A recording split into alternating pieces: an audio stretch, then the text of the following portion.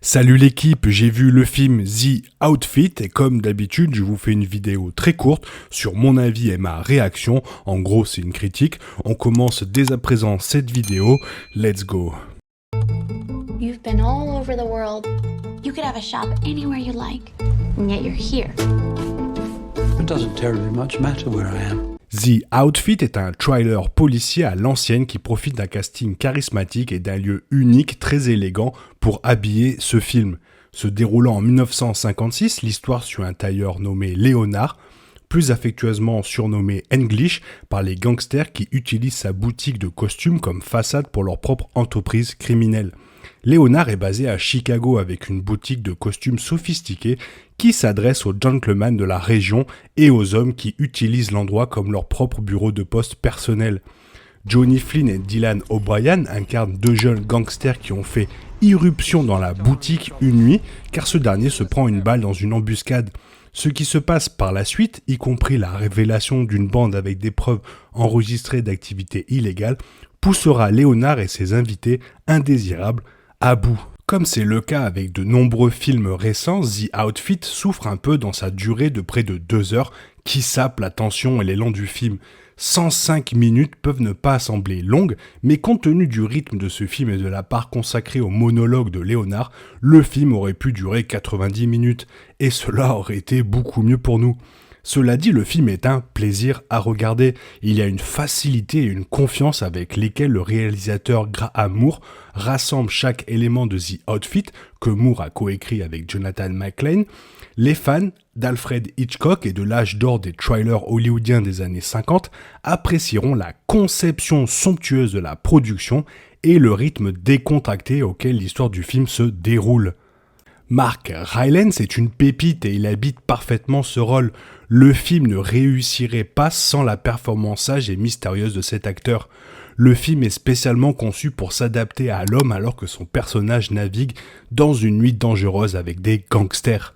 Le seul acteur à avoir failli atteindre le niveau de Rylance est Johnny Flynn, dans le rôle de Francis, un jeune lieutenant qui est là à tout point de vue l'opposé du tailleur.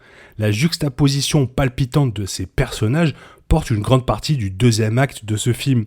Flynn peut sembler plus adapté à ce film que les autres costards, car son accent est moins désobligeant que celui de Dylan O'Brien, un peu plus proéminent que celui de Zoe Dutch. Cependant, O'Brien et Dutch, et une grande partie de la distribution d'ensemble restante, ont un charme indéniable. Dutch en particulier est un délice surprenant, surtout dans le troisième acte du film, où elle a beaucoup plus à faire. Nikki Amuka Bird, sous-utilisée mais merveilleuse, utilise son temps limité à l'écran et laisse une impression durable. The Outfit est une pièce exquise qui s'inspire de l'histoire des syndicats du crime et des tailleurs enroulés dans le confort luxueux de beaux costumes et d'une conception parfaite. Gemma Jackson mérite particulièrement une salve d'applaudissements pour avoir transporté les téléspectateurs dans un élégant magasin de costumes dans les années 50 à Chicago. Mis à part la longueur du film, qui est fait pour se sentir plus long qu'il ne l'est, The Outfit est si bon qu'il mérite plus qu'une simple sortie en cinéma ou streaming. Je parle de cérémonie bien sûr. Ce n'est pas un thriller typique dans le sens où l'on se demande qui est le tueur ou ce qu'il y a dans la mallette. Au contraire, le film est simplement un examen de Léonard, le regardant alors qu'il se tortille, ment, triche et se fraye un chemin vers la sécurité tout au long de la nuit. Le film est parfait pour Rylance, franchement, bravo à lui.